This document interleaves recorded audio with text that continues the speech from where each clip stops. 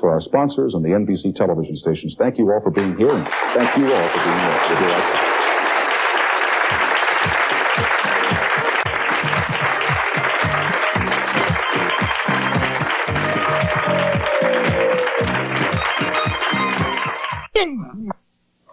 Harlan Ellison, my first guest tonight, is the author of a new book which is called Shatterday. It's a little play on words, which he'll explain later on, that came about after he appeared on a radio trying to write a script for a reading here in New York some time ago. He just looked out at the house and he said, "Oh my God, it's usually you and me alone, so be careful tonight. Would you all please welcome my friend, Mr. Harlan Ellison." Harlan?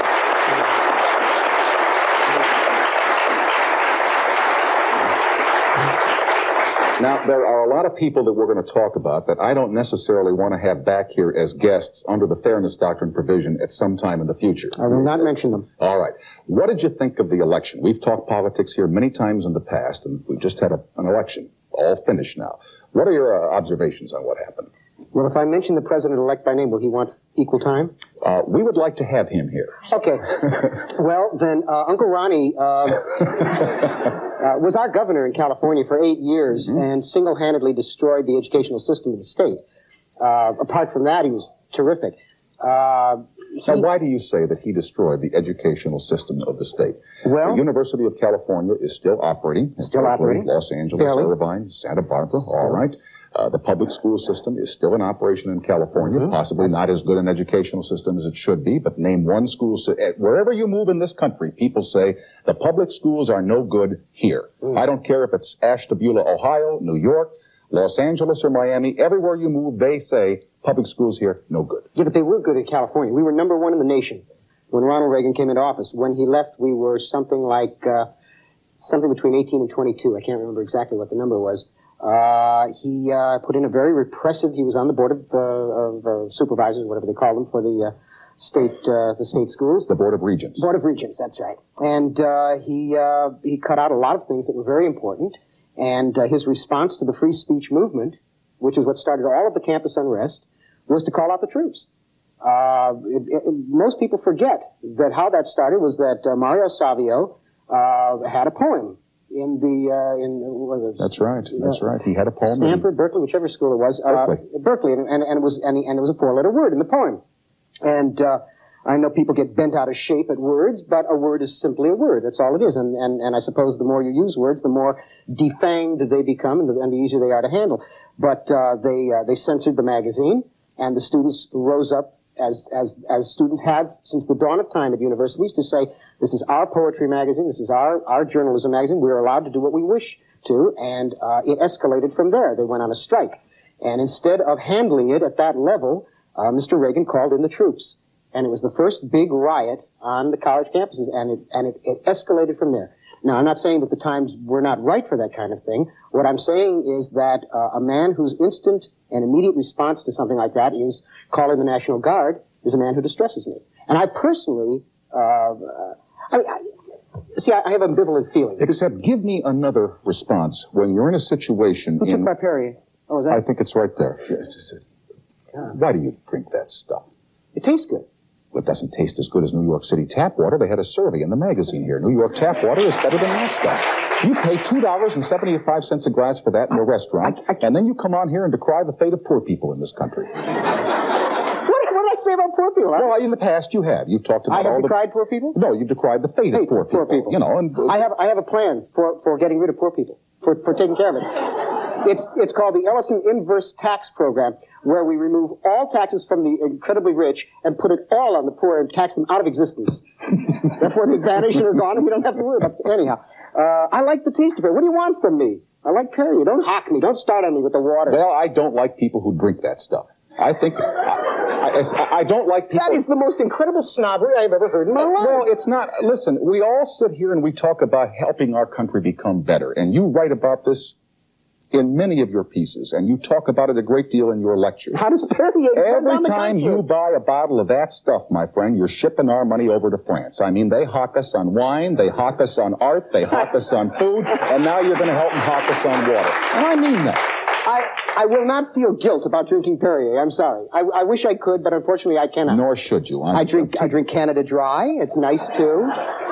But I'm not going to drink New York tap water. I'm sorry. I've seen what's swimming around in the East River. No, I'm sorry. They can't convince me that it's coming out of the tap clean. Yeah, but it still lives in the East River. That's what you got to remember. See, nothing dies, and the fish are still living out there. All those creatures. Those are not fish. Have you seen what those things are? Well, there are some things in there that have been thrown in there. Not cute. I mean, people dump bodies in there all the time. Yes, I know they do. Nasty. But they're well dressed. Beautiful cement life jacket. Terrific. Fantastic. Can we get back to not so much to Ronald Reagan. I want to get back to the thing that you talked about in talking about Reagan, words, how words drive people crazy. Barry Commoner ran a little notice campaign for president this year that became very noticeable when he used the word for bull excrement on the air, in radio and television commercials. Few people know this. Broadcasting companies cannot censor in any way a paid political candidate. If he wants to come on and say anything he wants to say, four-letter words, you can't stop him from doing it. So Commoner says, be on the air, and everybody went crazy trying to shut him up. You see, so it's not just Ronald Reagan or the Board of Regents or conservatives who go crazy about words. Nearly everybody goes crazy about words. I've run into They're that. afraid of words. 100 times. I mean, I've had my stories that were being taught in universities where the teacher who was teaching them has been fired from the job because they taught one of my stories and it had language in it. And the moral majority, which scares the daylights out of me, they do a big number on language. They always think they're going to get you on language when they, in fact, put up with the real obscenities, which are business ethics, floating ethics. Let's do who we can as fast as we can. The censoring of other people. Let's keep everybody's opinions nice and leavened. Those are the true and genuine obscenities. Language is just language. I mean, words are my business. I mean, that's how this is my 25th year writing. And I've used a lot of different kinds of language. And when I do a college lecture, invariably there'll be somebody who will get up in the audience, and make the sign of the cross, like I'm the omen or something if I say a terrible word. You're giggling. No, I could just imagine somebody standing up in front of you. That happened. The cross. No, let me tell you where it happened. I always get it wrong. I always say it was Dayton, and it wasn't Dayton. It was Wittenberg, Ohio, and I was giving a lecture, and they got me on religion. I didn't ask them to. They did it. They got me on it, and I started on it, and all of a sudden, up in the balcony, leaped up a young woman with big, fizzy natural, and she screamed, "You're the Antichrist. You're doing the devil's work," and she flicked her bick and set fire to her hair. Set fire to her hair, and all her friends are beating at her head, and she ran out, and them chasing her, and I said, wow, that was terrific. I mean, how do you follow that? You don't, but do you ever wonder what goes through their minds when people do things like that? What are people afraid of? And you write about fear in the what do you call that? The preface or the author's notes, the introduction to your book. You write about the great fears that people have. We're afraid of nuclear war. We're afraid of cancer. We're afraid of death. We're afraid of dying by mercury poisoning. We're afraid of all the minorities that are going to come and hit us over the head and take our wallet. Yeah, and to us, fear is something that is always negative. It is never used in a positive way to continue our survival. Yet why do we have these great fears? Well, because we're taught to be afraid very early on. And the things that we are taught to be afraid of, and when I say taught, I mean in a very inarticulate way. Mommy and Daddy make you afraid, the teachers make you afraid, the minister makes you afraid of all sorts of strange things, not the least of which, and these are the real mortal dreads, not looking good, of being rejected, I don't want to love anyone because if they die or then I'm going to be without again. Those are the real core fears that we suffer through, and they make us cowards. They make us put up with terrible things. Last night I came in at the airport last night. I mean, this is really minuscule. Can it wait for a couple minutes since it's so minute? You're going to sell something. No, I'm not, but they are. They are. We will be right back with Harlan Ellison after these announcements, so please stay with us. Back with Harlan Ellison. You were landing at the airport last night. Oh, yeah, I came in, and the luggage was coming off the little... Carousel. Yeah, it's a snake kind of thing going around. And there were 9,000 people, everybody standing 6 deep, and the bags came out, they bump against each other, and somebody's bag would fall off into the middle where it lays there. Lies there? Lies there.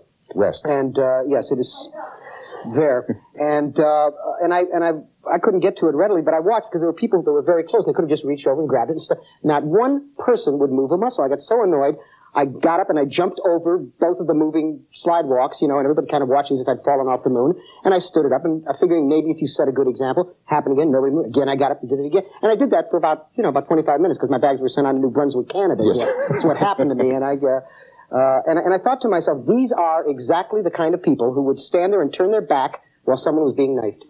Absolutely. Because if you won't extend yourself to pick up a bloody bag, which doesn't cost you anything, what's it going to cost you to assert yourself and demonstrate a little physical courage in the face of maybe getting hurt?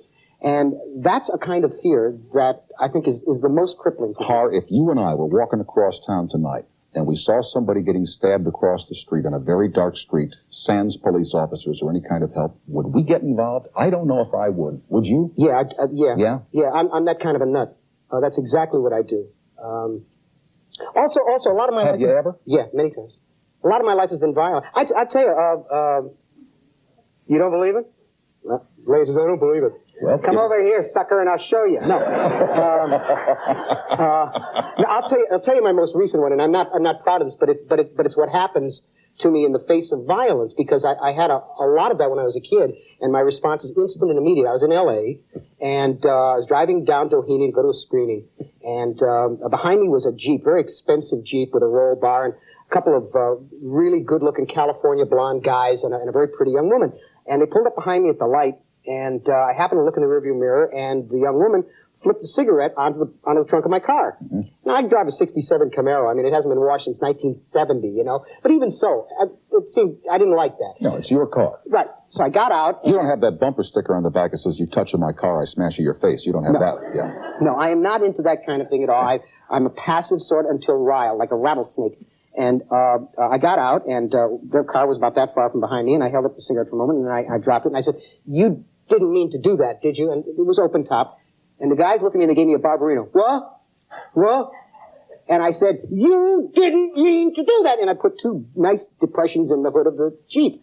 And so now these guys start to come out of the Jeep. And so I calmly walk to my car, get in, leave them sitting at the light, and I go on through. Now, they go through the red light, right? I have offended their machismo. Well, you've also dented their hoodismo, huh? Yeah. Absolutely fair. I believe in revenge. They come after me. As we approach Wilshire Boulevard, they try to cross me on the left in the opposite lane, so one lane on either side, and try to run me off the road. I just sail gently to the left because I got an old car. What do I care, right? Exactly. I run them off the road and up into a gas station. They go off the other side and come across Wilshire, across 4 lanes of traffic, and they come after me all the way down Doheny. Mm-hmm. So by this time, I'm thinking, we got a good thing going here. So I go past the Writers Guild Theater, which is where I was going to the screening, and they come up on the right-hand side, and the first thing the guy yells, which is the first thing that his little pea-sized brain could contain, was, "Hey, faggot, come on out here, faggot, faggot." And I thought, don't hit me. Don't hit me. So now he reaches into my window. Which is open on the right side. It was a nice pleasant day. He reaches in, and I go through the light, and he comes after me again. Now when we get to the next light, I know it's going to happen again, and this time I am ready for him. When he reaches in to grab me, I grab his hand, and I roll up the window, and I deck it and go right through the light, dragging him out of the Jeep. And I pulled him about a half a block. I didn't go that fast. I was going about 20, I guess. That's all. I wouldn't have heard it. And just enough to kind of rough him up a little bit. Yeah. Just to get his attention. Yeah. You've got to get his attention. And then I unrolled the window and dropped him, and I went. And that was that. Now, my feeling about this kind of thing is that it was not good, but it's an improvement. It's an improvement. Years ago, I'd got out and duked it out in the street. So this time, I was sensitive and I was mature about it. Over dropping a cigarette on the back of your 1967 Chevy, which hasn't been washed since 1970. That's right. You did this to this poor man. No, I think it's the implication of what Scott Fitzgerald called the careless people. Those who walk through... I mean, if the guy would have said, "Hey, excuse me, Absolutely. I did..." Okay. Absolutely. Right. Absolutely. Anyways, if they said, "Oh, gee, I didn't mean to." I mean, like when I make a wrong turn in the car, I'm so chagrined and I'm so embarrassed, I pull over and say, "I'm sorry." Or if you're turning left and there are people waiting behind you to turn, and I feel, I wish I wouldn't make these people wait, but I got to turn left here. It's a matter of trying to live in the world with other people and being a little careful. I mean, I won't drop a paper bag on the street. Today in New York, I had a paper bag, and I had to walk, all over looking for a place to put it, and there was a guy with a Sabret hot dog stand, and I said, "Can I drop it in your bag?" And he looked at me like I was weird, that I wanted to drop it in the garbage can, and he said, "Yeah," so I did. No, if there had been any kind of amelioration, but immediately they come on with you. They start getting, nasty. So, anyhow, how's you doing? How's your life? My life is just fine. People can drop cigarettes on my hood anytime they want. You never go out, man. You never go out. No, I don't. I rarely go out. I don't like going out. I like staying at home. I'm afraid to go out. Well? No, because I have to do this now. Huh? Do I have to do it right this second? If you go out and, you and I are recognizable, and then people want an autograph and 3 people start to run at you, I get very nervous when 3 people are running at me because you think they want an autograph, but sometimes they might want to take something else with them. Well, people who don't get that think, well, if you didn't want that, you wouldn't be famous. Well, who knew? Who knew? All my life I said, gee, it would be terrific to be famous, golly, that would be nifty.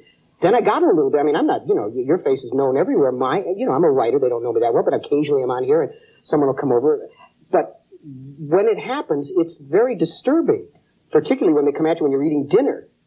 And you're sitting in a restaurant and some zhlubbo comes up to you and says, hey, who are you? Right. And here, sign this for, I never read your stuff, but my kid is weird and she reads your stuff and, Today I was coming back from lunch with a friend of mine who works in the press department here, and there was a nice young woman on the corner and she had a camera. She said, could I take your picture for my girlfriend?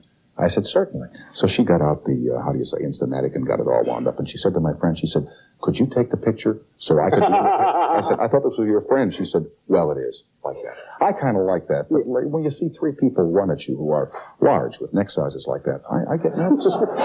We'll be right back after these announcements with more of Harlan Ellison. Back with Harlan Ellison in just a second, but may I remind you that tomorrow night here we have singer and songwriter John Denver, who will discuss the ups and downs that he's been experiencing. I'll tell you, for John Denver, it's been rough. Poor guy. We'll be right back after this for the NBC television stations, coast to coast. I must be almost broke for her. Oh.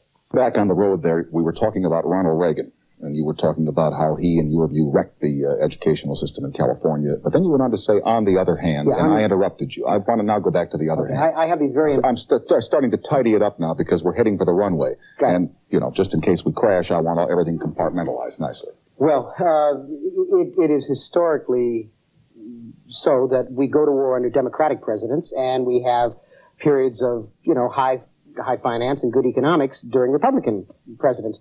So... I voted for Carter, and I was as disappointed in him as everybody else was. So to clean up after Carter, Reagan will clean it up. You're all going to get fat. You're all going to get fat. Unfortunately, a lot of that is not going to filter down to the people who are hurting worst. And the question is, Harlan, and I voted for the liberals for 20 years. I voted for Ronald Reagan this time out. Did you? Yes, I did. I voted for John. Don't touch me. Oh, come on, it doesn't hurt. I voted for Kennedy and for Johnson and for Humphrey, and I was one of those who voted for McGovern, and I voted for Carter.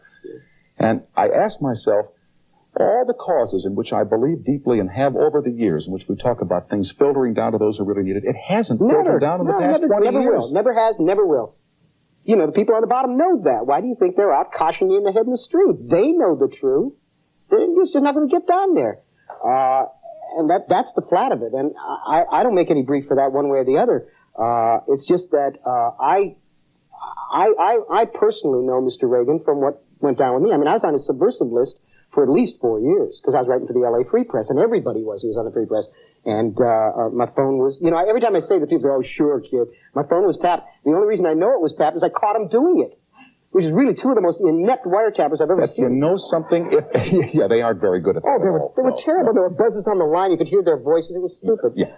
But if they were out to silence you, you would have been silenced a long time ago. Absolutely. What you're saying tonight is not staying here in the building. It's going out to hundreds, nay, thousands of homes. I just want tonight. Mr. Reagan to know that I am watching you.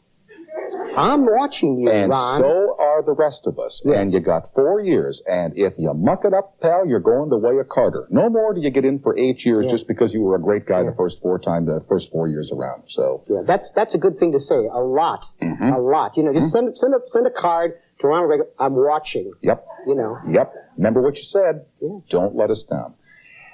I was thinking today coming across town about the earthquake in Italy, which was a terrible thing. And how now, here in New York, for example, the outpouring from the Italian community here in New York and from all areas of our city to send food, to send blankets, to send money, to send help to those people who were really hurt in that earthquake. Then I thought about the people in San Bernardino who were burned out last week. What are they getting? What are we sending to our own? Why are we always so quick to help the needy overseas, which is very proper and wonderful and which I don't decry for a second, but we never really think about helping our own? It's not dramatic enough.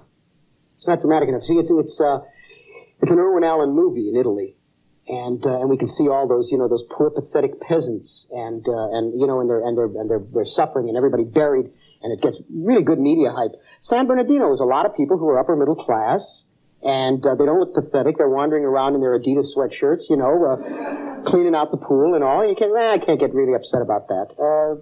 We pick our shots in a very strange way. But do people who have a swimming pool that's been burned out hurt any less than people who don't have a swimming pool and have been burned out? Do we gauge compassion on how much money somebody has? We do, but should we is the question. That's the human animal. It's the human animal. There's no way to get away from that. We are a very strange species.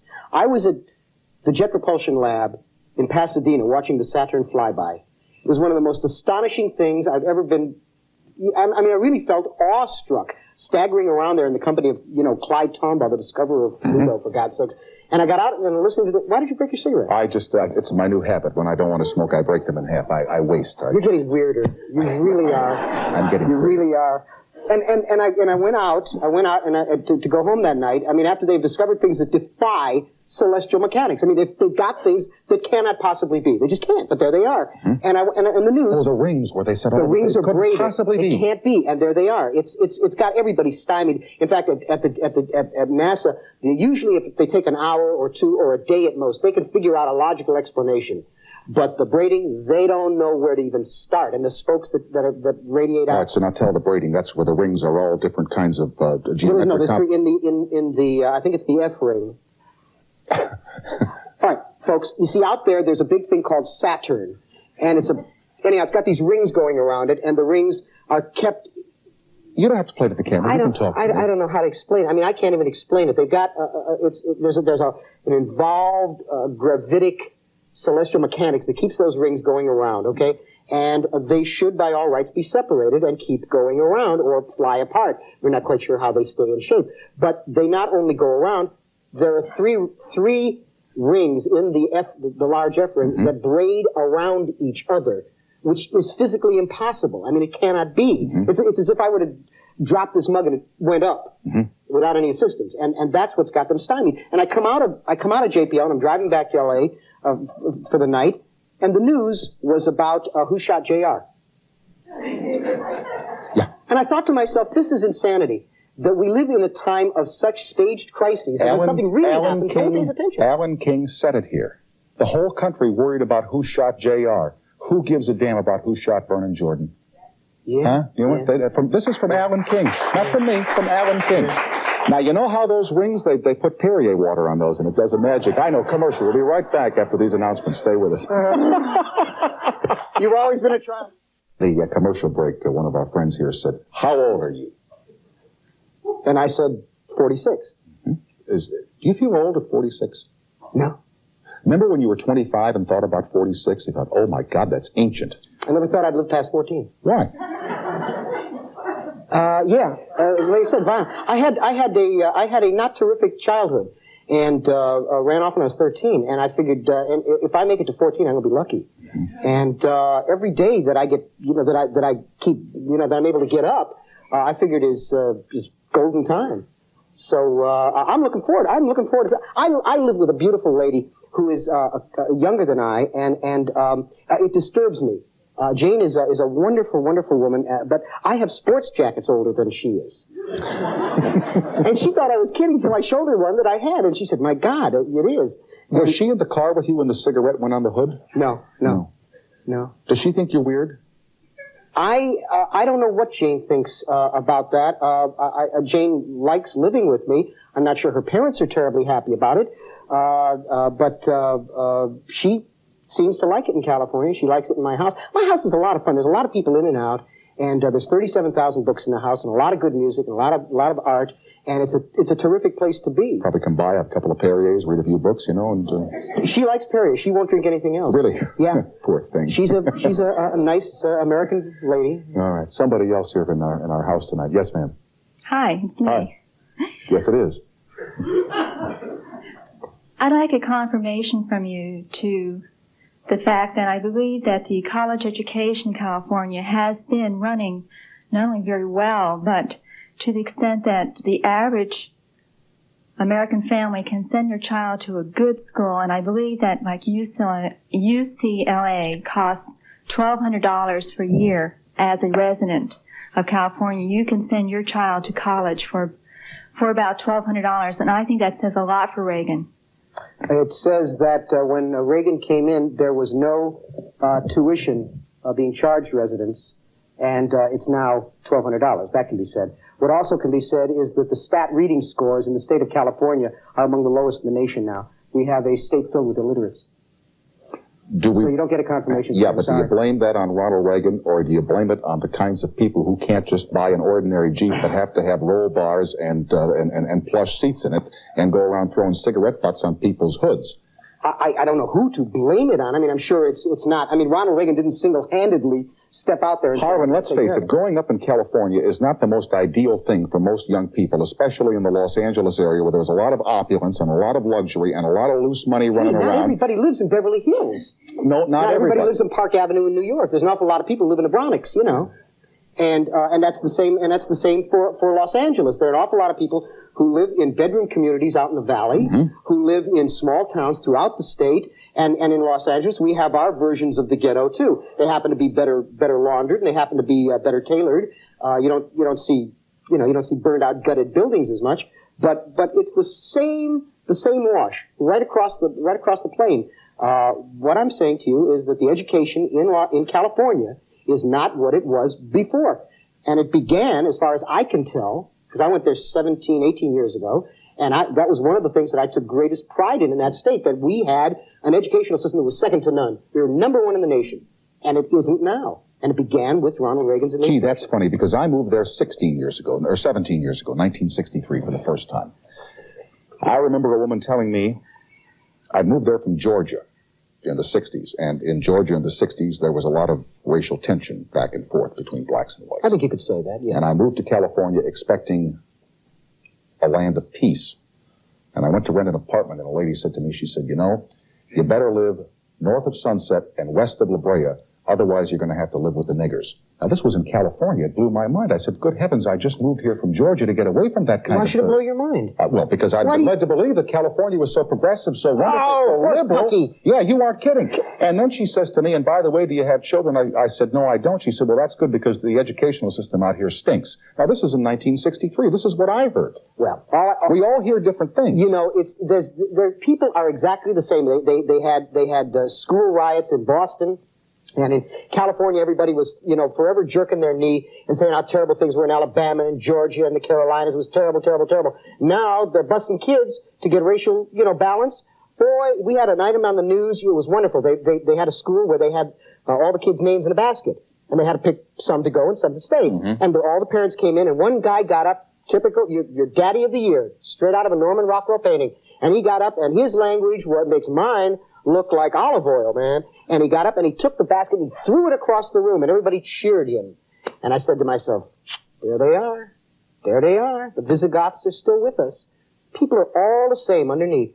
Everybody, we are all in the same skin. Everybody, the most sanctimonious of us all. I want you to know that the most sanctimonious are the biggest sinners. Absolutely. Because they're the ones who smell it, and they're afraid someone's going to find out, so they point the finger first. What does that mean, we're all in the same skin? It means that whatever you feel, whatever you fear, whatever you're afraid of somebody finding out about, what you would not want the cops to come into your house and go into the bottom of your bedroom drawer and pull out what you got under the socks there, whatever it is, we all got it. We all have that same thing. Can I give you this is a beaut. The title story of the book, Saturday, I wrote in a hotel here. Just a second now. Now, before this, Jimmy, do we have to do this? Okay. I see you looking over there. They do this with commercial. You don't see it. I'll leave the thumb right there. No, that's it. Tell me. All right, go ahead. Excuse me. Okay, I wrote it. We fly by wire here. I don't know. They're going crazy with people waiting back there. And those are very nice people in there. I know they are, and I refuse to let you go just yet. All right, as long as Steve Shagan knows I didn't do it. Hey, Steve Shagan knows that. Okay. I was writing this story. I went to his movie last night. Moving right along as fast as possible. I was sitting writing the story. So I know what waiting around is. Forgive me, Steve. I'm just kidding. Yes, Harlan. I forgot what I was going to say. Saturday. Oh, yes. A beaut. I was sitting in a hotel room writing it because I had to give a reading uptown. and I was writing it very, very fast. So I wasn't reading what I was writing, which happens sometimes. I just kind of, as you say, fly on the wire. I went. When I went uptown to read the story, I read it, and there was a section in it where the guy is talking about his mother. And in it, he says, I wish she would finally die. The woman has been sick. And I realized I was talking about my own mother. My mother had been ill, and she never really cared much about living after my father died, and she spent 25 years just a shadow walking around and being Doc Ellison's widow. That was her role in life. And when I read that, I felt the most unbelievable horror at myself for having even thought it and admitting it. Last year, I was doing some work for the ERA in the best place of all to do it, Salt Lake City, right? And I'm on the radio, and I was, talk about people we're not allowed to talk about because they want equal time. Anyhow, and I said this to the interviewer. I was talking about this story, and I said this. I said I wanted my mother to go, finally. It was partly selfish that I couldn't. We had reversed roles. I'd become the parent and she the child, which happens to a lot of people. And it was always the back of it. She was a nice woman, a good woman. I had nothing, there was no meanness in me. I just wanted to be free of that. And when I said that... And you wanted her to be free of shuffling around. Yeah, but mostly me. I can't cop to it on noble grounds that I wanted to release. I wanted to be loose of it, man. That was the truth. And that was, I copped to that. And I said it over the radio. And the guy who was interviewing me looked at me the way you would look at a leper. He was really horrified. And then the phone calls started coming in, and a woman got on the line, and she started to cry. And she said, thank you for saying that. She said, because I have felt that for years. And she said, I felt like a monster. And I said, you are not alone. We all share it. And everybody's afraid to say these things. It may not be the nicest thing in the world to say, but we are all in the same skin. We all suffer those mortal dreads. And in the stories, that's, as you were saying, when you said about Jeffy, we are all those people. And that's what I write about, is the stuff we won't cop to, the stuff we won't admit. Hello? Now I'd like to go into Jeffy, but I can't do that because I don't want to keep those people waiting. Yeah, they should come back. But you got to come back sometime, and we'll talk about Jeffy, because in spite of your story, he lives. I hope so. He does. Thank you, my friend. Thank you, Tom. All right. Don't stay away too long. All right. Don't. We will continue right after these announcements from our sponsors and the NBC television station. Thank you very much.